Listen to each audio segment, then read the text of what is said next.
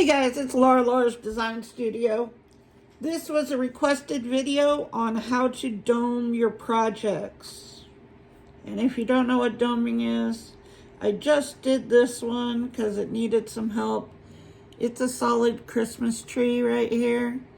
And if you can tell, there's a layer that would rise above the mold. I'll show you easier examples. But what I did was I took some clear and put some glitter in it and did both sides. Okay, so doming, topping, basically the same thing. Here is a pendant that I made, and this one was domed. So if you can tell, that resin comes above that frame. Okay, here's another one. This is probably the easiest to see, is this moon. See how that resin is domed above the frame right there? And I just stuck my elbow in resin. Okay. And here's this one that's also domed right above. So I have three pendants that need some help. They need a doming. Your doming can also hide bubbles. It can fix a problem. It's a multitude of things. Now these already have, all the ones that I'm going to show you right now already have glitter in them. So I'm not going to mix my clear with glitter because these are already glittery enough. So this one, it's just flat. So it needs a dome on it. So all you're going to do is take your clear resin. Now, before we do this, let me just say, I am doming with regular resin, okay? If you're doing UV projects, like I'm doing, the thing that you would, especially if you're new to it, the thing that's easier to dome with is high viscosity. The reason is that resin is a lot thicker and it's not as likely to go over the sides of your piece. Because just like this little tree, you know, you don't want it to go over the sides, you just want it to come up to the edges. So high viscosity is definitely the way to go. Now, if you're using 2-part resin, again, it's harder to dome with regular resin. However, 2-part resin, you can dome very easily with the tabletop resin, because like the high viscosity in UV, the tabletop resin is much thicker. It's not as likely to go over to the sides and ruin the sides of your project. Okay, so UV, you're looking for high viscosity if you're just starting out, and if you're using 2-part, you're looking for tabletop resin. Okay, those are the two things. So we're going to start by doming this flat one right here. And what I'm going to do is put a line of resin down the middle. Okay, you don't want it going to the edges right away because it's going to spill over. So put a line of resin down the middle, spread it. Okay, spread it with a little tool. I'll be using this one because this is what I've been using. And if it pulls away from the sides, if you see the resin pulling away from the sides, it means you don't have enough resin on it and you need to add a little.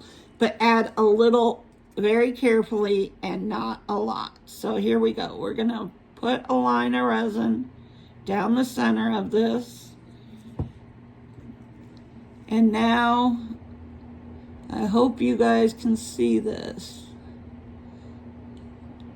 I'm doing this up in the air because on the desk you guys definitely not be able to see it. But I'm bringing resin from the center to the sides of my project. Okay? So I'm just trying to make sure it gets to all of the edges. If it starts pulling away, then I know I need more.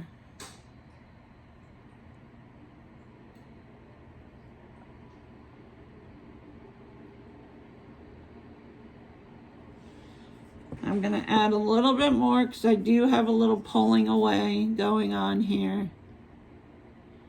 So I'm going to put another drop right there in the center and bring it over here because this side was pulling away from the rest of the resin.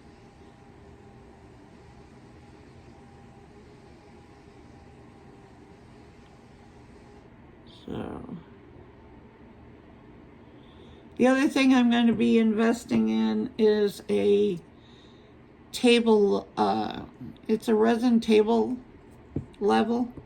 And what it is it's a table that sits on top of your table, and it has a level it actually has a built-in level in the center, and then you can adjust the legs to make your surface level. I work on the folding tables like you would take to a craft show or, you know, stuff like that. The plastic ones, these things are not level. And probably my floor in my apartment isn't even level. This was built in the 1950s, so I'm just making sure I have everything to all of the edges.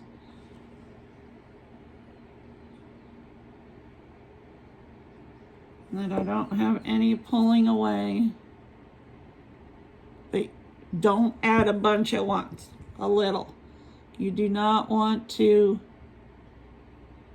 have that spilling over your sides. Okay, I think we're good to go. So now I'm going to just put it underneath the light and let's see what it looks like when we get it out.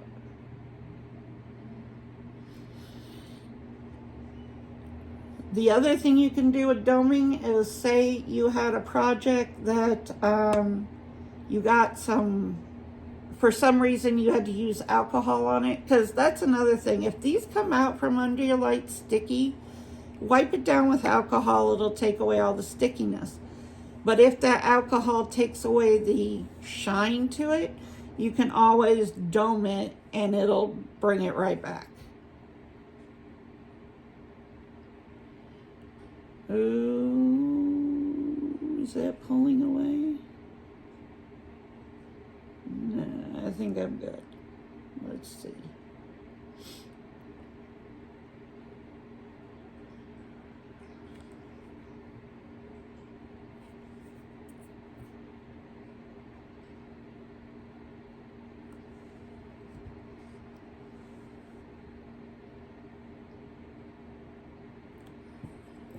Well, that one's curing. This one has some problems. It needs to be domed, but I also have a dip right here where I don't know what happened. But there's like a spot in the center that dipped. So let's do this one. Again, line down the middle. Now, here's another tip for you guys. If you make bookmarks with regular epoxy resin, I don't know if you've ever tried that, but if you do, don't be alarmed when they come out flimsy, like almost rubbery, because they will be. That's just the nature. They don't cure because they're thin. So if it comes out of your mold and it's really soft, what you do is you put a top coat of UV resin on it, put it under the light to cure it, and all of a sudden your floppy bookmark is now a very solid piece that's never going to bend unless somebody breaks it. Now, I'm going to see if I got rid of that divot. I will say that, you know, I tested all these resins. Believe me, I've had a couple failed projects. And the funny thing is, and it could be a total coincidence just because maybe the failures I had were somewhat my fault. I didn't do something right. Okay, that looks better. Now we're going to put this one under the light. I'm going to grab this one out, make sure it's cured.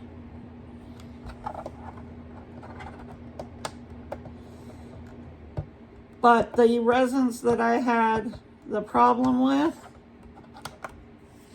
were the cheaper resins. Okay, so there's that one. It is now domed and looking pretty. And you could dome the back, doesn't matter. This one, sure, I'll dome the back of that one. This one has some glitter sticking out of it because that was a chunky glitter. So I am going to definitely dome this one.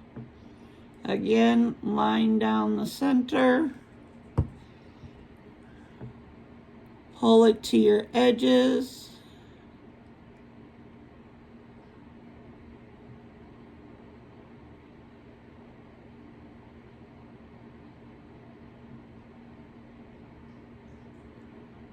And I'll show you in a second here a couple of projects that there's no way in hell I'm going to even attempt to dome them because it would be awful to try.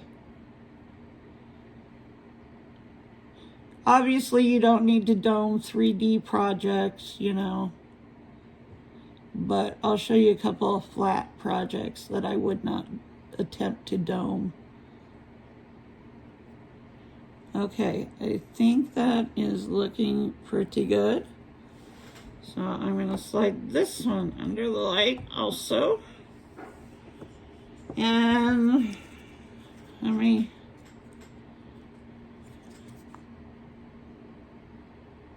get the back of this one.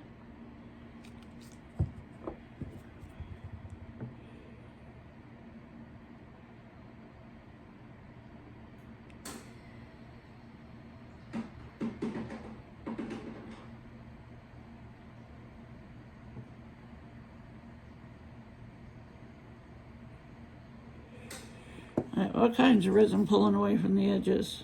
Definitely need more.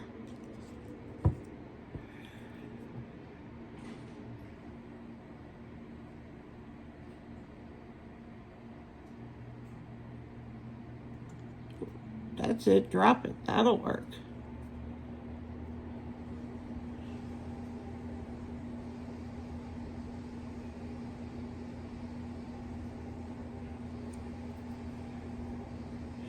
Again, you should probably be wearing gloves and a mask.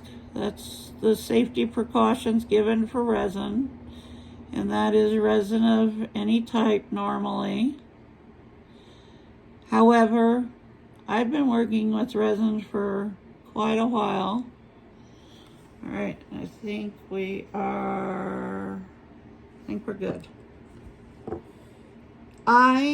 Some people are allergic to resin, okay? It's one of those things that I think I got resin in my buttons on my light. Now they're hard to push.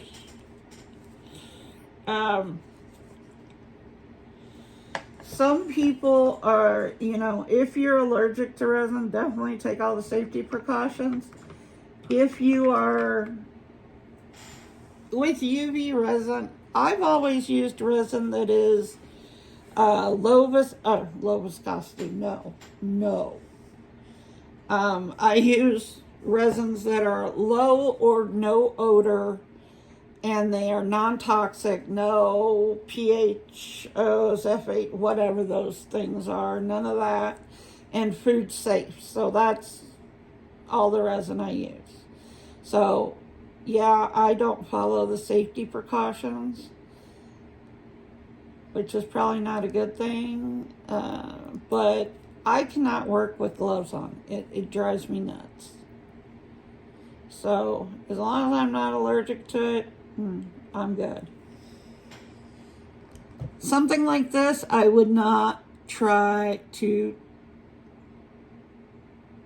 well, this one I may have top coated. Let me get a different example. This one, I'm not sure I'm gonna try and top coat that, because that is really hard. You got to get it to each and every one of those little spikes off the, I just got to look from Spike the cat because he thinks I'm talking about it. That would be hard to dome. I don't know if I want to try it or not. And I have another little tree down here that is like, it's this one where the tree is cut out. I'm not doming that. No. That is, you're going to have a mess unless you can be way more precise than me. Because that just, no. No, thank you.